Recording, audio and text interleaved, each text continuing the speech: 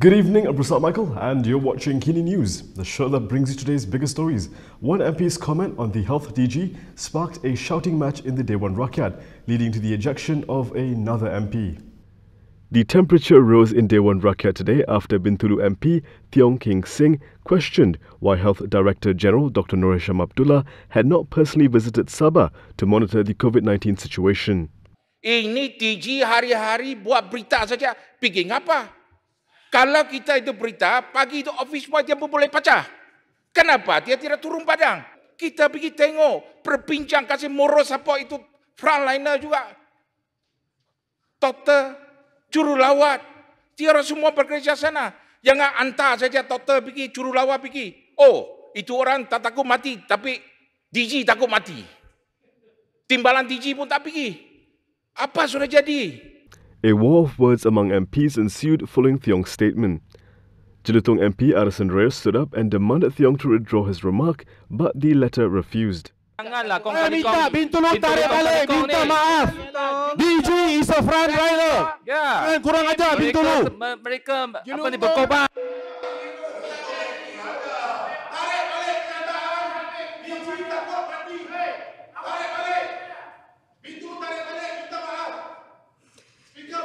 Jelutong, duduk Jelutong. Rayer then started engaging in a shouting match with Arau MP Shahidan Kasim. Following this, Dewan Rakyat Deputy Speaker Azalina Othman called on all MPs to sit down so she could make a ruling on the matter. And then this happened. Duduk, semua duduk. Saya nak buat keputusan macam mana? Setiap kali saya nak bercakap, yang berhormat semua nak bercakap. Tak payahlah saya jadi timbalan speaker kalau semua nak bercakap. Then you sit down. Sit down, Jelutong. Jelutong, macam mana saya nak buat ruling if you're standing up? Sit down.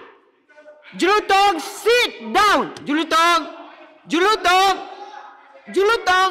How am I going to make a ruling kalau yang berhormat berdiri? Duduk. Duduk. Duduk. Jelutong, duduk. No, you... Jelutong. Jelutong is... Jelutong. Bentar, Jelutong, I'm warning you. If you don't sit down, you leave. Jelutong, sit down before... Jelutong. You refuse to sit down? Bentara, keluarkan Jelutong. Keluar Jelutong. Keluar. Keluar. Keluar. Either keluar. After Rayer left the hall, Azalina proceeded to give Tiong two options of whether to retract his remarks or to clarify it. In his response, Tiong refused to retract his statement, saying it is the voice of the frontliners. It is worth noting that Tiong is the Prime Minister's special envoy to China with ministerial rank.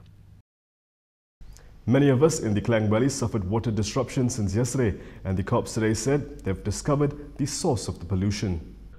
Police have raided a factory lot in Taman Velox Rawang, believed to be responsible for dumping several thousand litres of scheduled waste, which caused the pollution in Sungai Selangor yesterday. Police suspect the scheduled waste was dumped into the Indah Water Consortium sewage system through a sewage manhole near a toilet in the factory lot.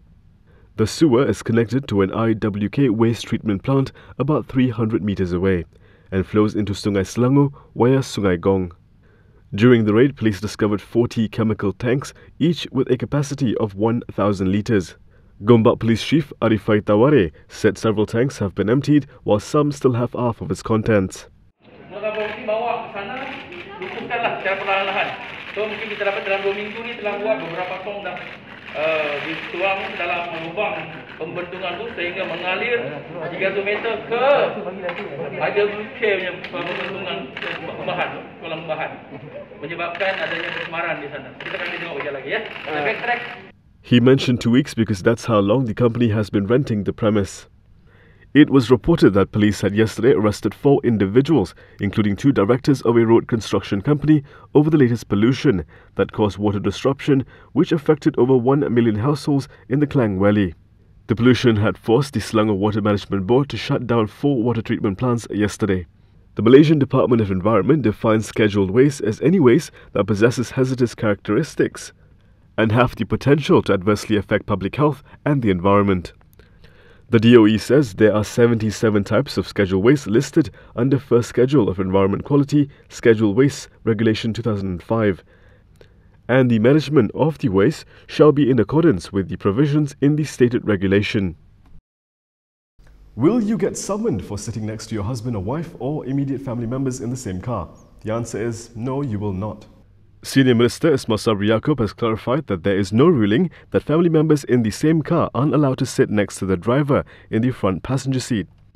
Tidak ada larangan untuk duduk di depan atau duduk belakang mana-mana. Kalau duduk depan, duduk di depan lah. Satu keluarga daripada rumah yang sama. Tak perlu pakai mask pun, tak pakai litup muka pun tak salah kerana dia daripada rumah yang sama. Ismail said this in response to a viral video shared on social media, allegedly showing a man being issued a summons by the police because his wife was sitting next to him. Cuma semalam ni saya nak maklumkan, ia adalah satu tindakan yang jahat daripada pemandu kereta tersebut. Kerana bila saya dapat saja video tersebut, saya terus menghubungi pegawai tertinggi polis di Bukit Aman tentang perkara ini. Saya kata, kenapa tindakan diambil kerana duduk di sebelah? Kerana tidak salah dari segi SOP. Jawapannya adalah video itu adalah nampak berniat jahat untuk merosakkan nama pihak polis, kerana yang disaman itu bukan kerana isteri duduk di sebelah, tetapi kerana menggunakan handphone sewaktu membawa kereta. However, in a Facebook post, the man in the video denied using a mobile phone. He said it was his wife who was using the phone next to him. He also alleged that he refused to acknowledge the summons by not signing it, but the police officer signed it on his behalf. There are now 11,497 active COVID-19 cases in Malaysia. Let's take a look at the country's latest situation. Malaysia has reported 822 new COVID-19 cases today, with 7 of those being imported cases. Looking at the local transmissions, Sabah continues to lead with 258 new cases, followed by Negeri Sembilan with 225 cases and Selangor with 176. The number of active cases remain well over 11,000 despite the 769 recoveries reported today.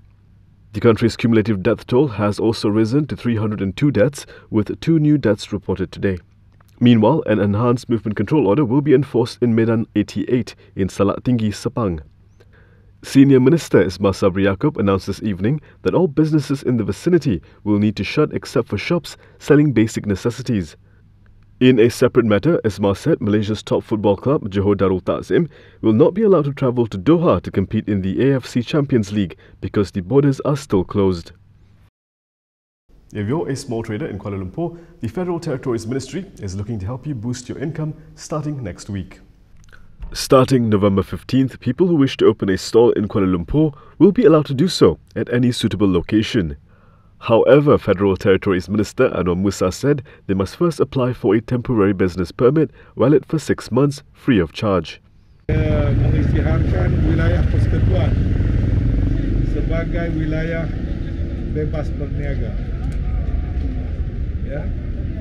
ataupun wilayah galakkan berniaga ataupun wilayah bebas berniaga. Artinya, mulai daripada 15 hari bulan, dalam tempoh 6 bulan ataupun dalam tempoh PKPB terutamanya, kita membenarkan dan menggalakkan rakyat yang ingin berniaga, ingin menjaja, berniaga kecil, menambah pendapatan, akan dibenarkan dan dipermudahkan.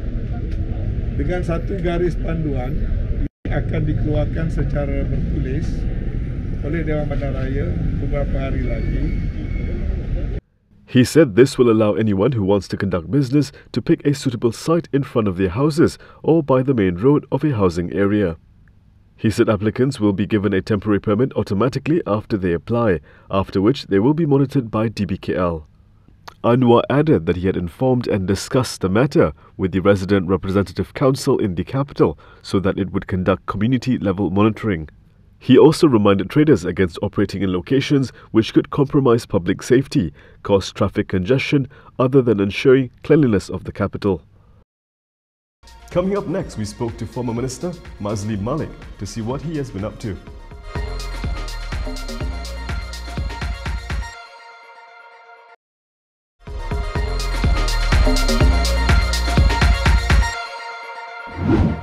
Mazli Malik may no longer be Malaysia's education minister, but education still appears to be very close to his heart. Untuk Malaysia. Jadi, Angel untuk Malaysia ini merupakan manifestasi terhadap apa yang saya sebutkan untuk membawa pendidikan kepada semua pihak yang merasakan mereka berminat dan mampu untuk melakukan perubahan dan juga ingin menyumbang kepada pendidikan. Ia bukanlah sebuah pertubuhan ataupun kita katakan parti politik, tetapi ia lebih merupakan kepada satu gerakan bersama. Kita bukakan ini sebagai ruang untuk semua pihak yang telah pun ada terlibat dalam pendidikan. Kita ada yayasan, ada NGO, ada individu yang terlibat, dan juga kita ada pihak-pihak yang memerlukan bantuan dari segi pendidikan. Jadi kita kemukakan satu ruang untuk mereka. Pengalaman saya sebagai menteri dululah dalam kementerian, ada perkara yang kita mampu untuk lakukan, tapi ada perkara yang di luar jangkauan kita sebagai kementerian untuk lakukan, terutamanya dengan banyaknya birokrasi. Tetapi masalah itu memang berlaku. Harapan itu memang keperluan itu memang banyak, sama ada di peringkat sekolah, di peringkat anak-anak, di peringkat guru, di peringkat siswa, pensyarah dan sebagainya. Cuma biasanya isu-isu ini timbul pada ciapan-ciapan di Twitter ataupun status-status di Facebook ataupun keluhan-keluhan di Instagram. Ada waktu yang boleh diatasi oleh kementerian. Sebab tu waktu saya waktu di kementerian dulu, kita letakkan polisi. Mana-mana komplain, mana-mana aduan kena diberikan respon dalam tempoh 24 jam. Jadi kita ingin pastikan bahawa setiap masalah yang dihadapi boleh kita atasi segera. Sungguh pun demikian, ada perkara kadang-kadang kementerian tak sempat nak lihat. Dan kita mempunyai ramai pihak yang melakukan dan membantu pendidikan. Kita ada individu contohnya yang melakukan membantu anak-anak gelandangan, membantu anak-anak bajau laut di Sempurna, membantu anak-anak orang asli, ada yang melakukan tuition percuma, ada yang buat bantuan pendidikan atas talian. Tapi benda ni kan dah terpancang-pancang.